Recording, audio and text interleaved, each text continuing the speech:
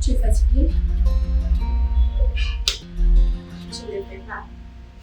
Allez, continue.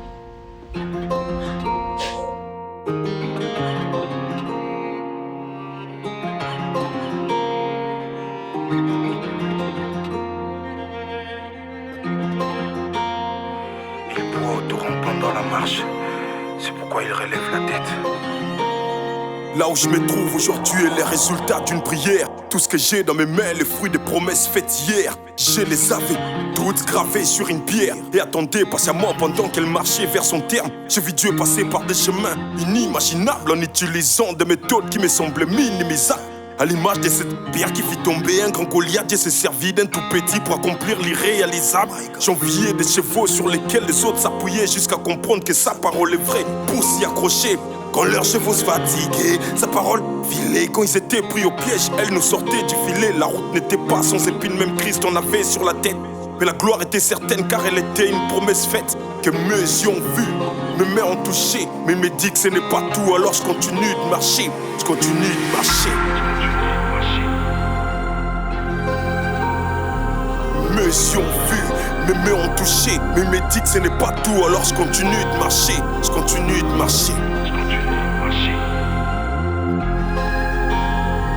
Mes yeux ont vu, mes mains ont touché. Il me dit que ce n'est pas tout, alors je continue de marcher. En marchant, je vois des obstacles et de nombreux défis, des résistances et oppressions de l'ennemi, de pièges tendus dans des fruits défendus, des changements de formes qui déguisent les interdits. Oui, il m'arrive de pleurer, mais toujours en priant.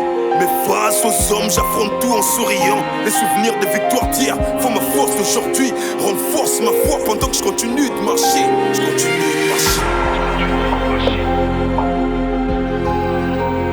Les souvenirs des victoires d'hier font ma force d'aujourd'hui, renforcent ma foi pendant que je continue de marcher. Je continue de marcher.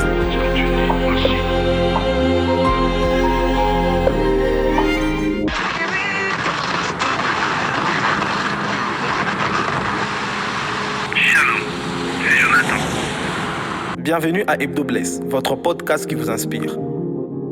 Dans le livre de Roi, Dieu dit à Élie, va te présenter devant Akab et je ferai tomber la pluie. Pourtant, dans ses parcours, Élie se trouve face à une situation où il prie pour que le feu descende, et le feu descend effectivement. Cependant, comprenez ceci. Le feu n'était pas la raison pour laquelle Dieu l'avait envoyé. Dieu l'avait envoyé pour la pluie. Et nous devons savoir, dans notre marche avec Dieu, nous pouvons vivre des moments extraordinaires. Mais ces exploits ne sont pas toujours le but ultime de notre mission. Ne confondez pas l'exploit du parcours avec la destination, ni l'étape avec la finalité. Nous devons rendre grâce à Dieu pour les merveilles qu'il accomplit aujourd'hui, tout en gardant les yeux fixés sur l'essentiel. Ce n'est pas le feu qui mettra fin à la sécheresse, mais c'est la pluie.